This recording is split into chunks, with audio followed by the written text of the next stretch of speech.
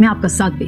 जो दुख में आपको छोड़ के चला जाए वो आपका अपना नहीं। तुम बहुत अच्छी तरह होगी, तुम्हारे पास है जो तुम्हारे साथ तुम्हारा अपना है। कर लोगी तो बहुत कुछ समझ में आने। बोला है क्या हो गया? नहीं, क्योंकि मुझे नहीं पता कि वो कहाँ कुछ ऐसा ही है। मुझसे जाके घर नहीं ले आते क्या था?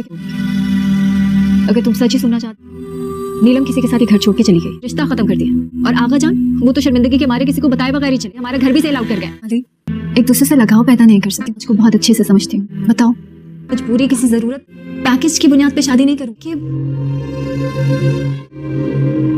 हमें इसे थोड़ा और वक्त देना चाहिए। मैंने इस वक्त को खो दिया। उसका चेहरा मेरे थी, मेरा खौफ था।